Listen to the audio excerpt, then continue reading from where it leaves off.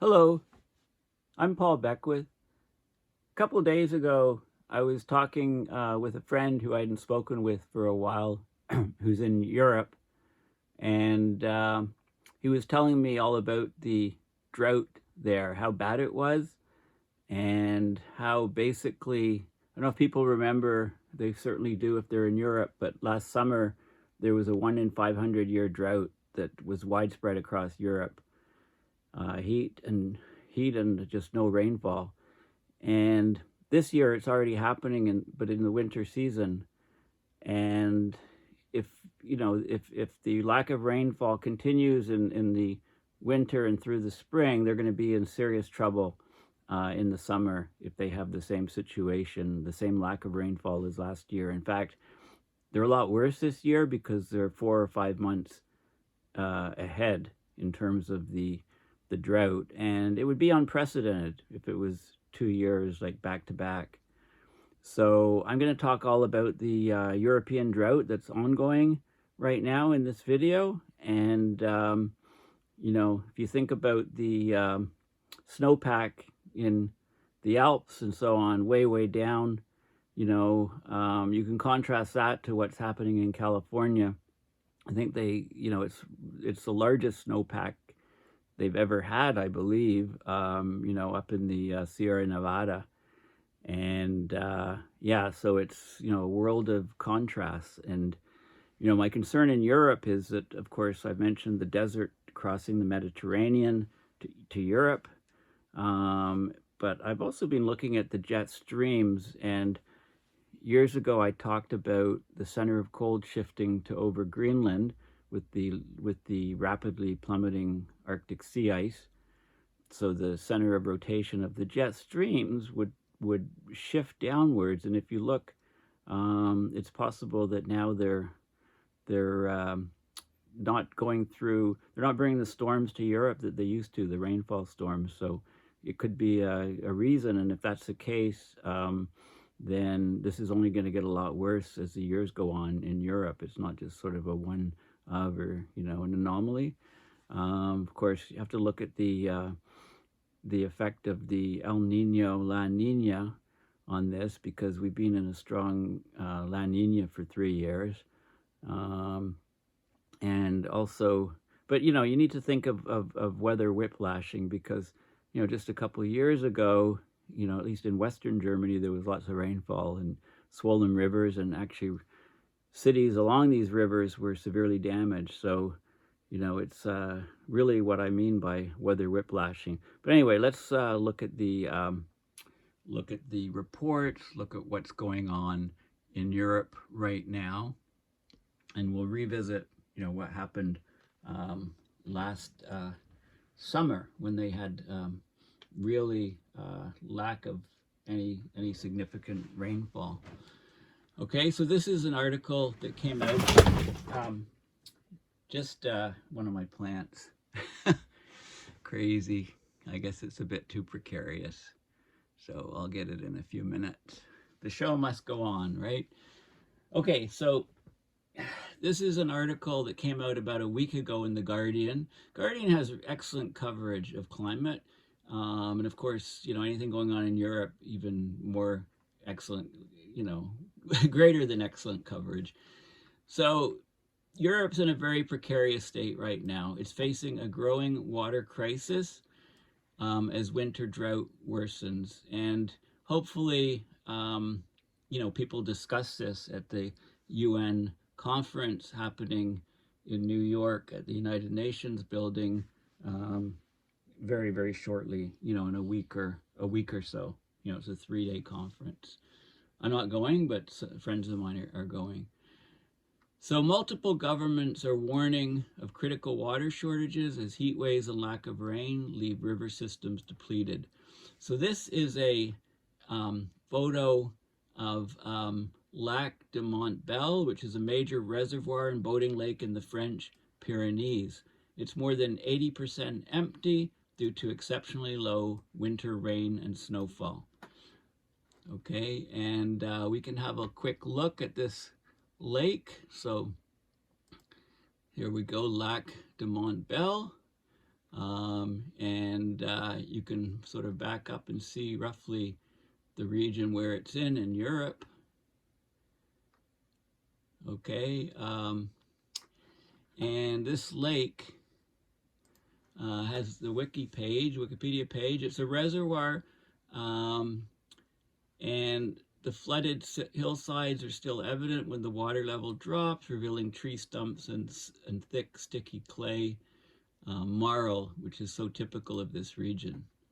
On hot summer days, the water takes on a beautiful turquoise color, which is very photogenic. Well, there may be zero water in there. There's 80% down now, and this drought continues. It's going to completely dry up.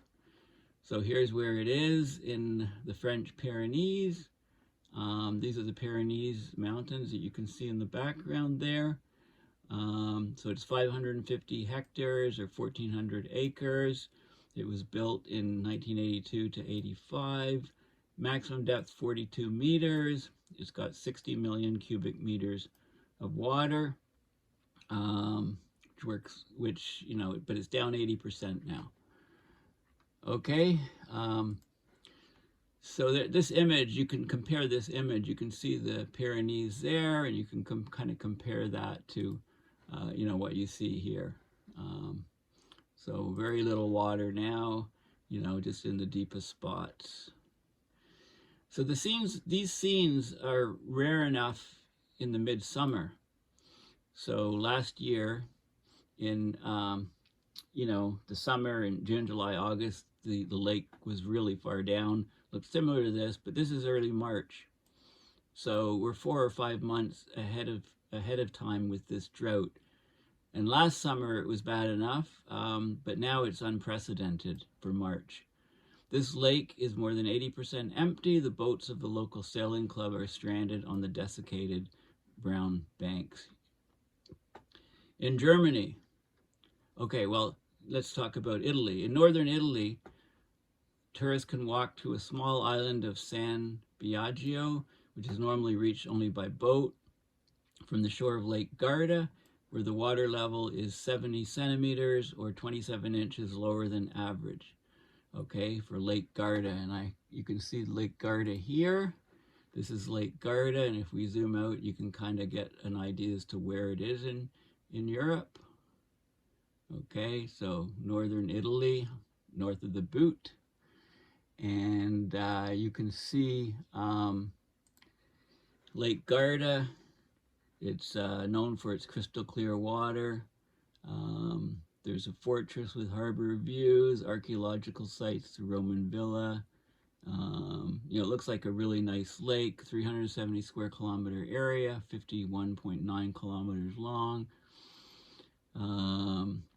It's got outflows, lots of fish. Okay, so this lake is significantly down. It's down, you know, 3/4 of a meter roughly.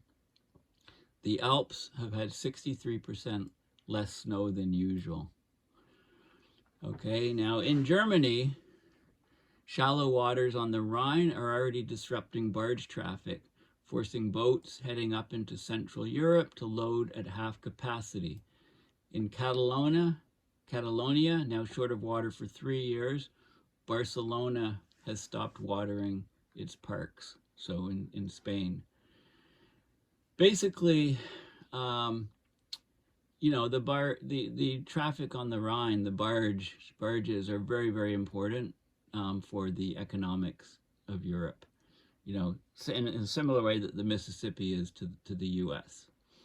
And I've talked in the past about the boom bust cycles of the Mississippi, where it might go from record flooding one year to record drought and low levels the next year, and impeding boat traffic.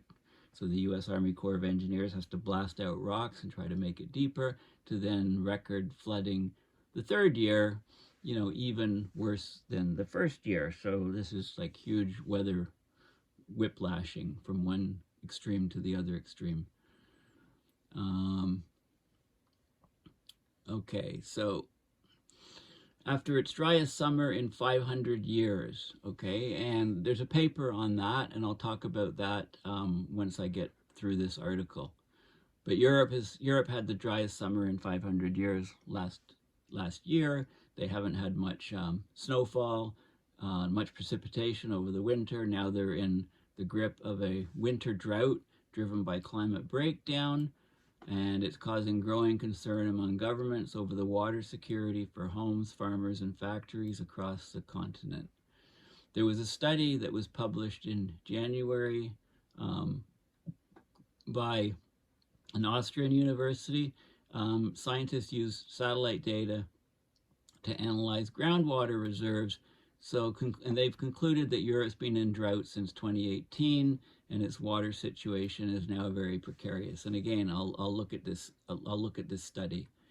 One of the researchers of this study said, "I would never have imagined that water would be a problem here in Europe, especially in Germany or Austria. We are actually getting problems with the water supply here." And there's a group called the World Weather Attribution Service, and I'll show you some stuff on them as well. But I want to stick with this paper and not go into rabbit holes, going to the links, etc. I'll cover those later in this video. But last year's Northern Hemisphere drought was at least 20 times more likely because of human-caused climate change. And these extreme periods of drought will become increasingly common, as we get more and more global heating. I mean, this is just logic 101. This is common sense.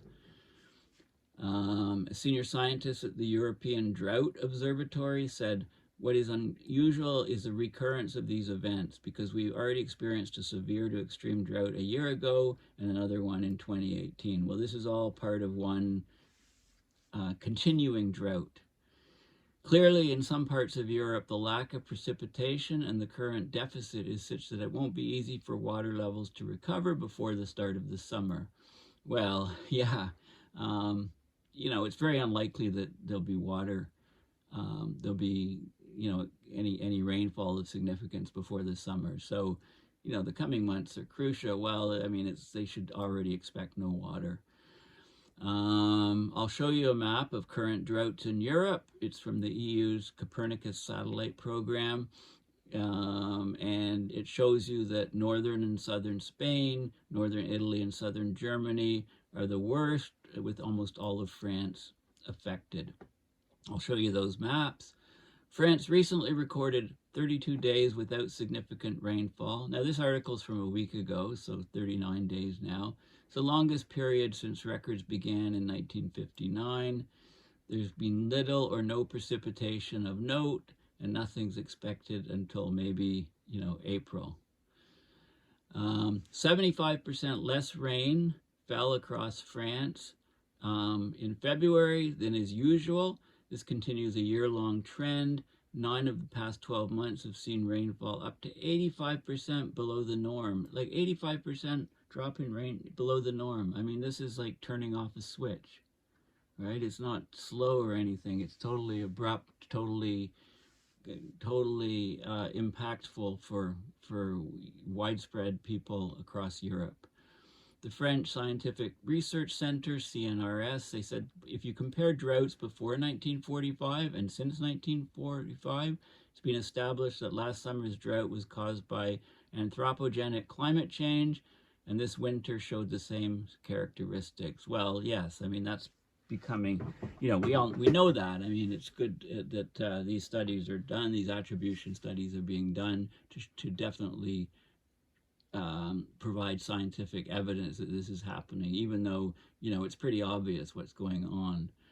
Local authorities in all 7 of the country's major river basins have been ordered to start enforcing water restrictions as the government works on a crisis plan to tackle a shortage that it said will inevitably lead to water scarcity problems this summer. France will have to cope with up to 40% less water in coming years. This is from the Minister for Ecological Transition. The country is already on a state of alert, and restrictions in some areas are fully justified. Of course, the situation is much more serious than this time last year, because last year there was some rainfall, in the winter and in the spring. I mean, summer was really bad. But this year, it's starting, like I said, 4 to 5 months earlier. People are barred from filling swimming pools or washing their cars. Farmers have to cut their water consumption by up to a half. The president, Emmanuel Macron, has called this week for a sobriety plan to save water and warned the time of abundance has come to an end. All of us are going to have to be careful, he said. Among the government's plans are modernizing agricultural irrigation, which is about 80% of consumption in the summer, boosting wastewater recycling, and reducing loss due to leakage. All of Spain has been in a drought since January 2022, so for the last 15 months or so, but water supplies in Catalonia have fallen so low that they have laws including a 40% reduction in water use for agriculture, a 15% reduction for industrial uses, and a cut in the average daily supply per inhabitant from, about 10%, 250 liters down to 230 liters or so. There's no sign of improving in the coming months. The worst affected areas were the northern third of the country and parts of Andalusia and the south of Castilla-La Mancha. Asked about the role of global heating, De Campo said that while drought's always been a natural phenomena because of Spain's geographical location, a change has been seen over recent decades. The droughts in the south of Spain are lasting longer, and then when the rains come, they're shorter, but they're more intense. They're badly spaced out. When the rains are hard, they're less useful for refilling reservoirs and watering the fields, which need gentler rain. So, in order to refill reservoirs, I would assume they'd be refilled, when there's torrential rain. But I think the groundwater, you need time for the water to percolate down, and if it rains too hard, the rain just runs off down into rivers, down into the ocean. So you get less infiltrating into the ground. In January, Spain's environment minister warned of the inescapable reality of the climate emergency, saying the country had to be prepared for much longer cycles of extreme drought and periods of incredibly tough flooding. The average amount of available rainfall in Spain, it's fallen by 12% since 1980. Projections suggest a further drop of about 14 to 40% by 2050.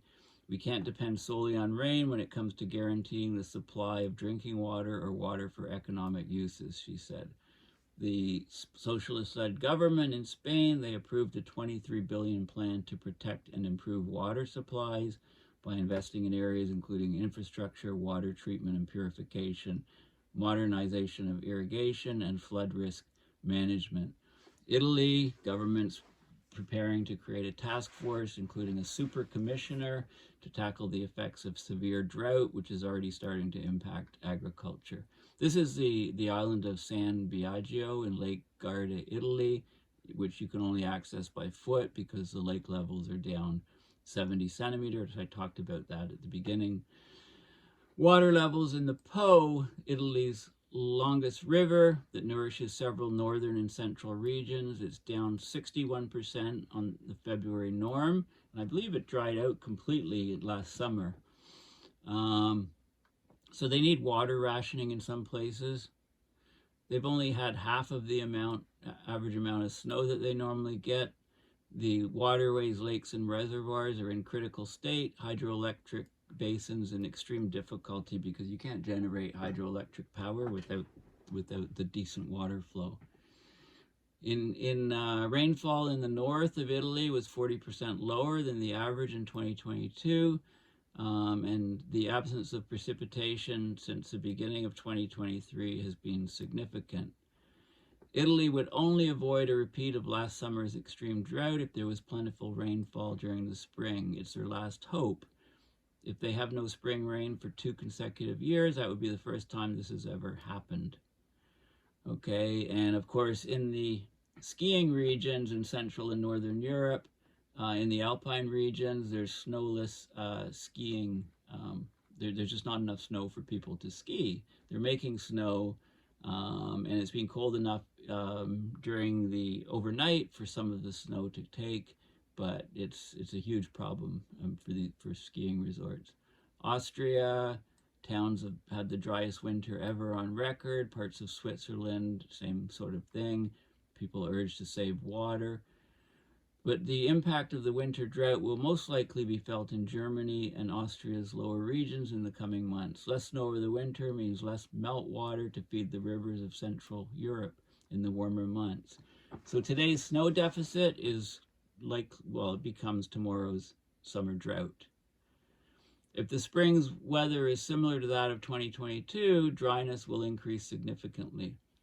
He pointed to historically low water levels at Lake Noisy L, a key water source between Austria and Hungary. And I've got this lake here. This is where this lake is. Okay, right between Austria and Hungary, and there's a little blurb on it. This is a lake here. It's actually a very shallow lake. The lake is no more than 1.8 meters deep. It's a big size. It covers 315 square kilometers, which, 2/3 of that is on the Austrian side and about 1/3 on the Hungarian side. And the water level has fluctuated over the years. It's dried out in some years and so on, but not recently. The lake completely disappeared, in some years, 1740 to 42, 1811 to 1813, 1866 most recently. But it's generally got water in it, but it's drying out rapidly in this particular situation that Europe is in. So, so basically, Europe is very precarious in terms of water. They face a growing water crisis as the winter drought worsens, and added on to the previous years, they've been pretty much in drought since 2018. Okay, so I showed you various lakes in Europe that were mentioned in the article, Lake Garda. Okay, now the drought last summer. So this is a Guardian article from 6 months ago. So Europe rivers run dry as scientists warn the drought could be the worst in 500 years. So this is what it's starting from, essentially, right? It was the rivers ran dry last summer. They were in huge drought, lack of rainfall, and it hasn't recovered. Normally in the winter you get rainfall, you get some recovery, but it hasn't happened. So it's starting off at a lot worse a place than it did last year. So in places, France's longest river, the Loire, I should stop trying to pronounce these or learn how to do it before I just start the video. It's never flowed so slowly. The Rhine is fast becoming impassable to barge traffic. In Italy, the Po was 2 meters lower than normal, crippling crops. Serbia's dredging the Danube. So across Europe, last summer, drought reduced once mighty rivers to trickles, with huge consequences for industry, freight, energy, and food production. Driven by climate breakdown, an unusually dry winter and spring, followed by record-breaking summer temperatures last year, repeated heat waves left Europe's essential waterways under-replenished and increasingly overheated. So they had no significant rainfall for almost 2 months across Western, Central, and Southern Europe last year. None forecast in the near future. Well, none has happened. This was last year, and it has not been replenished. So the drought that was the worst in 500 years is now become even worse. It's continued. There's no other event in the past 500 years similar to the drought of 2018, but in this year, which was 2020, it was worse. So we've had this drought, it's ongoing for 3 or 4 years. The Rhine was way down, and the water, in terms of water depth, it wasn't deep enough to navigate barges. It fell below 40 centimeters, a level at which many shipping firms consider it is no longer economical for barges to operate. Many barges, which carry coal for power plants and vital raw materials for industrial giants like steelmaker Thyssen, chemical giant BASF, they're already operating at about 25% capacity to reduce their draft, raising shipping costs up to 5-fold. So the barges that carry the raw materials just can carry less and less and less because they have to have a smaller draft in order to navigate through the shallower water. Okay, a total halt in Rhine barge traffic would hit Germany's and Europe's economy hard. A 6-month suspension in 2018 cost around $5 billion. Low water levels forecast to cost Germany 0.2 points of economic growth this year. So it's a lifeline as a transportation hub in Germany, but also in Europe, similar to the Mississippi is in the US. France's rivers, they're not such key freight arteries, but they do serve to cool the nuclear plants that produce 70% of the country's electricity. So when there's massive drought in Europe and heat waves, lack of rainfall, the rivers, not only does the river levels drop significantly, but the river water heats up and you can no longer use it to cool the nuclear plants, and they produce 70% of France's electricity. So they've had to reduce output of power last summer because of the drought. Strict rules regulate how far nuclear plants can raise river temperatures when they discharge cooling water, right? The water comes from the river into the plant, leaves the plant back into the river at a higher temperature, and there's strict regulations on how high that temperature can be. So if there's record low water levels and high air temperatures, the river's already overheated, so they have no option but to cut output from the nuclear plant. So they temporarily, last year, summer, they allowed 5 plants to break the rules and overheat the river more than the regulation said, just in order to generate power. In Italy, of course, the Po, Italy's longest river, it fell to 1/10 of its usual flow rate, water level 2 meters below normal, the Po Valley accounts for about 30 to 40% of Italy's agriculture production, but rice growers warned that up to 60% of their crop may be lost as paddy fields dry out. Okay, so this was a huge problem last summer. Near Venice, the high temperature and sluggish flow reduced the water's oxygen content so that an estimated 30% of clams growing in the lagoon were killed off. The Danube reached 25 Celsius and could hit 26.5 by mid-month, meaning its oxygen content would fall below 6 parts per million, fatal for trout. Freight was heavily disrupted, and Norway, even Norway was affected. Unusually low levels of reservoirs, limiting power output. So this is last summer. Last summer they had a horrible drought, right? And it's winter. It's still winter, and they're just not getting the rain. Now this is interesting to me. Venice's famous canals are running dry due to low tides and lack of rainfall. So I don't understand this. This was a March 3rd article. Of course, this is gondolas, and there's no water, they're dry. These waterways in Venice, it's connected to the sea. They're navigated by thousands of water taxis and gondolas every day. But between October and January, the city's main concern is usually flooding. Okay, a few days of the year, the water levels rise and cover low parts of Venice, like St. Mark's Square. But the canals have been running dry this year.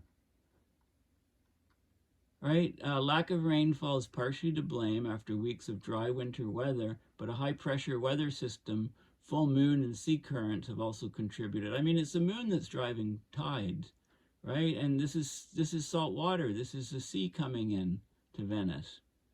So why is there such low water? I'm a bit puzzled as to that. I heard some people say that the tides off the Keys, the Florida Keys, are more extreme than they used to be. So the high tide is higher, no surprise there, but they're saying the low tide is lower in the last year or so. And I don't understand that. With sea level rise, both the high and low tide should be higher. But anyway, I'll have to investigate that, because there's two. I discounted it when I heard it about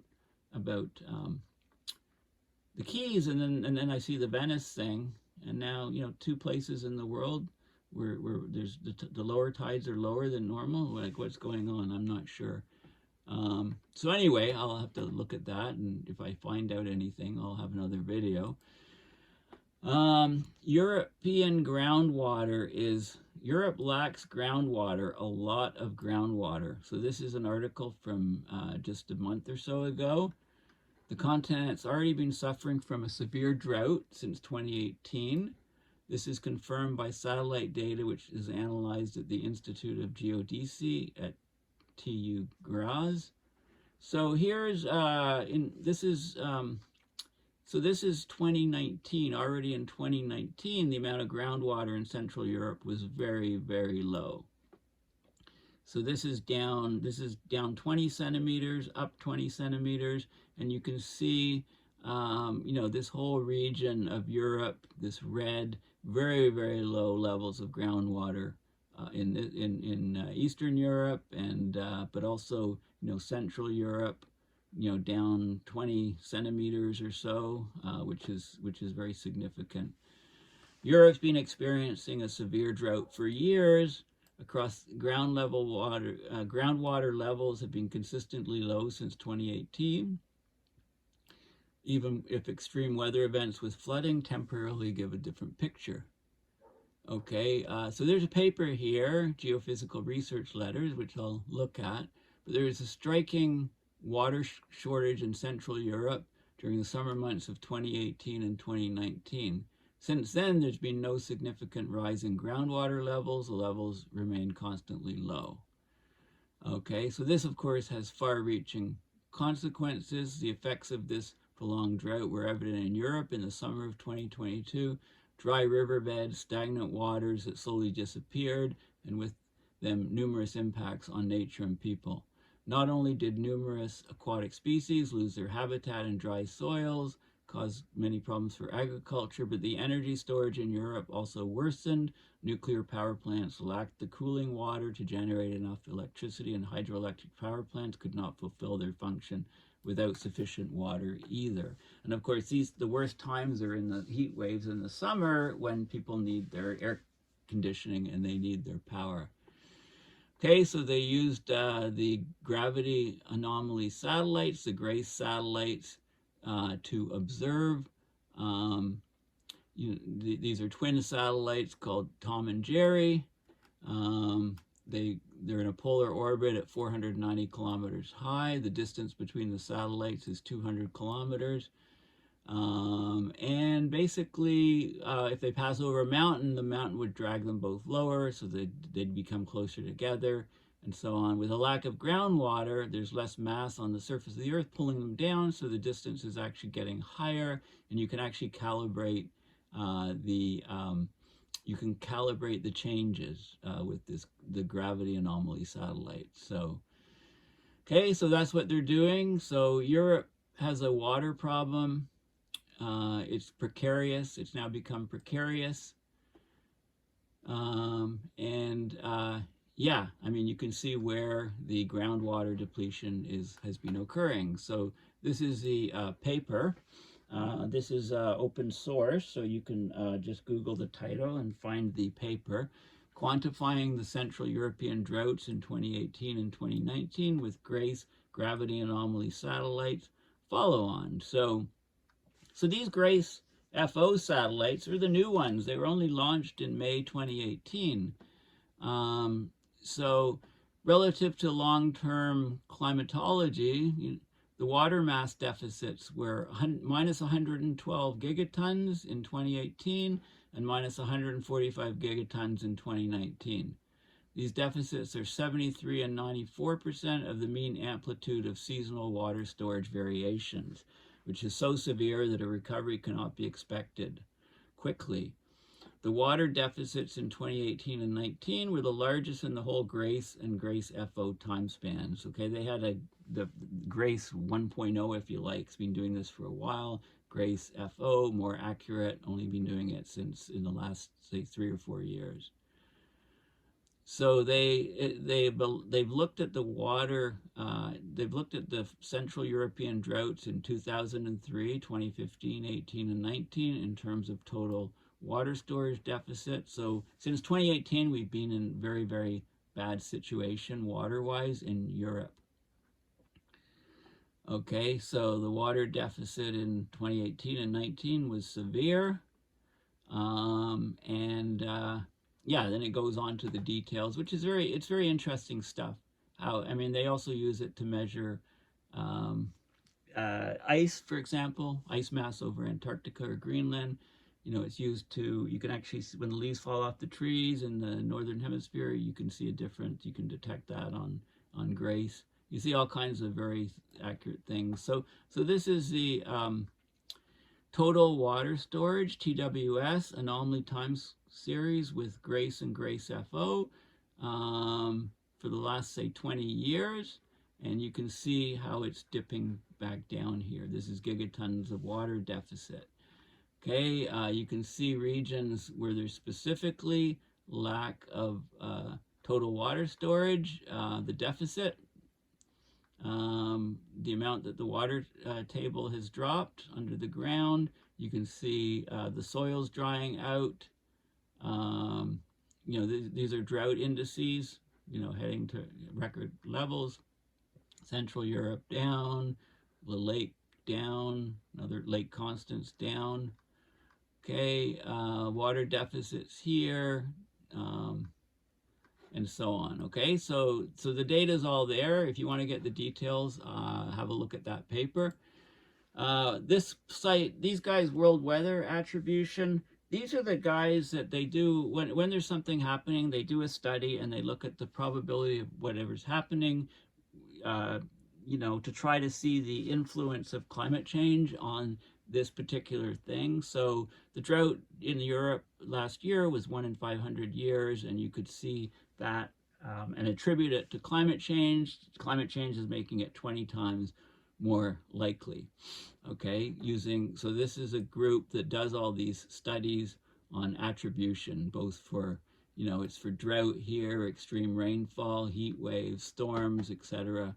They do real-time attribution analysis of extreme weather events as they happen around the world, so then they can publish a peer-reviewed paper very quickly and influence policymakers. Lots of neat stuff on their site. England hasn't been escaped. It's had the driest February in England since 1993, signals drought ahead. With little rain forecast for spring, reservoirs still not filled, drought could be worse than last year. So this paper just came out, or this article just came out, and this is low level at a reservoir, revealed an ancient pack horse bridge right here, which was uncovered, you know, as the water level dropped. If you're an archaeologist, then get out on these places and look for stuff. You know, you can discover all kinds of cool stuff. The government in the UK risks sleepwalking. What else is new? What else do governments do? Sleepwalking into drought after England experienced an extremely dry February. Most of England was in drought conditions, farmers struggling to plant and harvest crops, water companies preparing to take drastic action. Yeah, so here in England, the spell from 1st to 20th of February was the driest since 1993. This place, Hertfordshire, had an average of only 0.7 millimeters of rain in February, 1% of its normal average for the whole month. 1%. South of England is very dry, having 6% of its average. So it's down like 99% for this place, down 94% for the south of England in general. 3-month outlook shows hot, dry weather. Okay, so it's the drought in Europe is hitting England as well. That's the bottom line.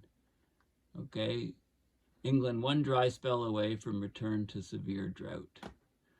And they're, of course, they harness the power of these rivers. They're trying to restore wetlands, get sustainable drainage, and so on. But these low flows are throwing a monkey wrench in everything, basically. This is a map of the current droughts. There's something called the EDO, the European Drought Observatory. It uses data from the Copernicus satellites. And this is a map of the current droughts in Europe. So the red, rainfall deficits. The red is an alert, vegetation stress. So these are, this is drought, worse drought, even worse drought. Um, this is recovery, soil moisture recovery, full recovery. Anyway, you can see this thing is widespread. It's widespread across Europe. It's widespread as we get over here. Um, and it's also very bad in North Africa. Okay, it's getting worse in North Africa. The desert is basically encroaching on Europe. Okay, and you can zoom in and zoom out, and you can look at different dates or different indicators. Right, there's lots of things you can do. Combined drought indicator, monthly precipitation. Let's see, monthly precipitation. What else can we get? Soil moisture index. Right, you can look at all these things and expand them, zoom in on them, whatever. It's yeah. So you can play around with that and get all the details of Europe. This is the French National Center for Scientific Research. It's doing a lot of climate stuff now, and they're very concerned about this drought, and there's more papers. I just wanted to show this site. This is kind of cool here. I'm not sure what this is supposed to show. Some fluid motion, maybe. I don't know, but it's just it's good art, if nothing else. Europe's worst drought ever in pictures. Okay, this is an article from last summer showing some of the just photographs of drought. So this is in Switzerland. This is an aerial view, August 4th, showing the dry bed of a lake, Lac de Brennet, part of the Doubs River, natural border between eastern France and western Switzerland. So you can see the marina with the docks, and you can see like a trickle of water running along the center. It's really startling. This is the, people walking on a beach with the fires, wildfires burning, which is another thing that happens when it's way too dry. This is a view of the greens and fairways on a golf course near New Romney in Kent in the UK.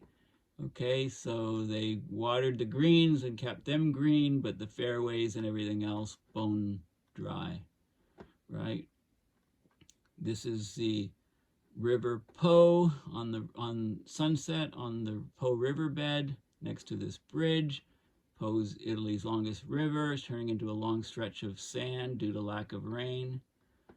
Okay, not enough water to water the rice paddies. Okay, this is a mountain in Italy. A helicopter flies over the missing part of a glacier. The day after its collapse triggered an avalanche, killing at least 10 people. So there's the what's left of the glacier. This is the Wal riverbed in the Netherlands.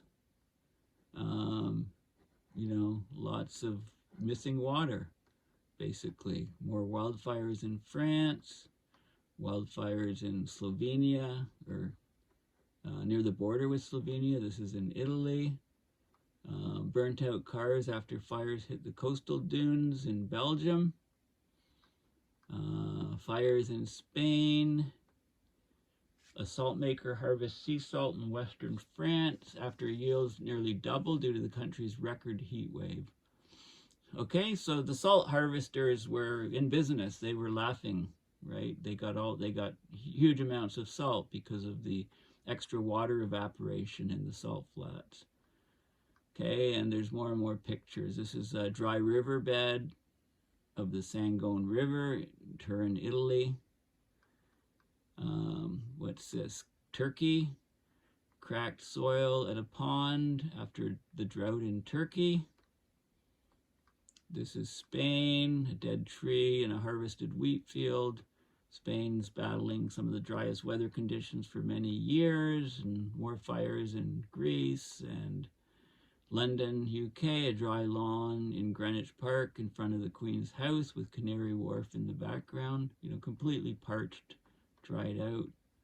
A submerged bike that was somebody ditched in the Rhine and became visible. There you go. If you need a new bike, we can walk in the Rhine and try to find one. Spain, usually submerged ruins of a former village appearing from under the hydroelectric plant reservoir, so dried out. And it goes on and on. I'll just, yeah, so that's the end of it. So pretty horrendous images. And then, I translated some stuff. This was the Spanish minister, and I threw it into Google Earth. Like, they're talking about hydrological planning,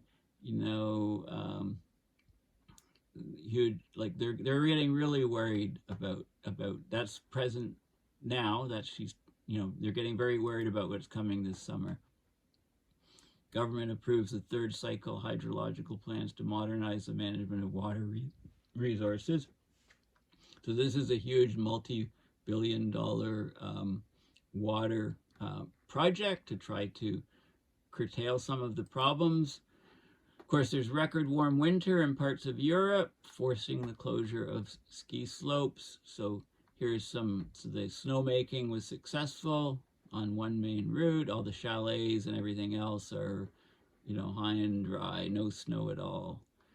So Europe's record-breaking warm winter weather, closed ski slopes and forced resorts to open summer trails or shut altogether as grass and mud replace seasonal snow from Chamonix in France to Innsbruck in Austria. Okay, records being set, and the phone winds, which heat up, and they've been worthy of June phone winds, and they've had to create artificial snow, make snow, temperatures above freezing even at 2,000 meters, 6,500 feet. The climate is changing, but what should we do here? Should we stop with life, says course director? Everything's difficult, not only preparing a ski slope. Here's people riding a cable car above a ski run in Bosnia, no snow. Altitude is no guarantee of immunity. The Eastern Swiss resort, long considered snow safe at 1,500 meters, closed all of its slopes, blaming lack of snow, heavy rainfall, and high temperatures. Right, so you got the idea. Here's a glacier, the Mer de Glace Glacier. It's the largest glacier of the Mont Blanc Massif in the French Alps. Very, very dark snow, very dirty, so nothing new. And lots of melt, so all of the ash and dust in the snow is concentrated at the surface, and huge problems. Yeah, so another ski resort here, just a line of snow where it's made. Okay, so there's huge problems. Now, and I showed you this lake. This is I hadn't heard of this. This is the largest endorheic lake. And an endorheic lake, it retains water, there's no outflow. So there's no rivers leaving it. The water can just leave by evaporation. It doesn't flow into rivers or other lakes or the ocean or anything. Okay, so very, very shallow lake, 1.8 meters, as I said. Now, a couple sort of top-down questions is, if you look at Earth Null School, and what I centered it on the Arctic here, okay? And I'm looking at 250 millibar and the wind, so these are the jet streams, and you can see the jets flowing here over Europe. And several years ago, I said, well, okay, if we lose all the Arctic sea ice, the only cold part is Greenland, and the center of Greenland is about 73 degrees north, which is offset 17 degrees from the North Pole. So if that's the center of cold, why would the jet streams tend to rotate about the center of cold and shift down this way? And if they shifted down this way, that would move the jet streams to come in south of Europe, and it would move the jet streams over here to come closer. So if you look at the latitude of the main jet stream here, it's 51 degrees north, and if you look up here, it's 68 degrees north. So it looks like this whole thing maybe shifted a bit down this way. You need to look at a long-term study and at the statistics, but if that's true, then maybe that's why the winds, the storms being dragged by the jet streams are bypassing Europe. Okay, you know, for on average, much more than they used to. You know, you could look at this other view here to kind of see what's going on, but I don't know if that helps or not. So the jet stream's coming across to Europe here. Well, it's split. Okay, so that's just a question I had. It's worth thinking about because, you know, weather wilding. With weather wilding, you might expect, you know, we've had the Mississippi River being record flooding, record drought, record flooding 3 years in, you know, year 1, 2, 3, right? That's weather wilding or weather whiplashing. You know, Europe's been in major drought since 2018. Since 2019, we've had a very strong La Nina. The La Nina is switching to El Nino. You know, you'd have to look at the effect of ENSO on European drought. Right. So, you know, is it possible that we could see a whiplashing back to, you know, very, very wet Europe? I mean, it is possible, but if this scenario here, which I'm suggesting of the jet stream shifting down, then this will become more of a longer term feature of Europe. It won't whiplash to very, very wet. Anyway, just something to think about. And, you know, I remembered these flooding, this floods in Germany just a few years ago. It was in the summer of 2021, so they had huge amounts of rain. This was in West Germany, and the rivers flowed over their banks, and it caused devastation to the area. Here's some images. You know, the river just ran through the town, overflowing its banks. In village after village, in Western Germany, the floodwaters just they overflowed the banks, picked up cars, surged through these old towns. And these are towns that have been there for hundreds of years. So this is not a common event, right? The Ahr River, the hardest hit area in Germany. 62 people died along the stretch. It's a tributary of the Rhine. Right, the water spread hundreds of yards over its banks, engulfing everything in its path, okay, causing tremendous damage. So remember, this just happened a couple summers ago. So we were in the La Nina. You know, here's some of the images of the flooding. Okay, so massive flooding, right? So, you know, keep that in mind. You know, now these areas are in drought, but just a couple of years ago there was flooding in this area, even though the data shows that all of Europe has been in the drought situation since 2018. But this extreme event kind of poked in. So anyway, I think this is worth a lot of consideration. You know, watch my videos from a while ago about how the center of cold is shifting. You know, as we lose sea ice. With no sea ice year-round, this is going to be the only cold spot in the northern hemisphere. The center of Greenland's at 73 degrees. If the jet streams have to circle around the center of cold, then they'll be offset from the North Pole by that 17 degrees lower, and that will have all kinds of impacts on climate and weather patterns. So anyway, thanks again for listening. Please consider going to my website, paulbeckwith.net, and donating to my PayPal account to support my research and videos. And this is a new post just from a couple of days ago. I want to thank David Korn for doing this, the WordPress site, and he does an excellent job. And, you know, this is an article on this is a great article by Nate Hagens on ecological economics and how basically energy is everything for society, and we're lacking decent energy, you know, and the physics is that we're going to have a huge reset, you know, drop of what we can do. Anyway, thanks again for listening, and yeah, I'll chat again soon. Bye for now.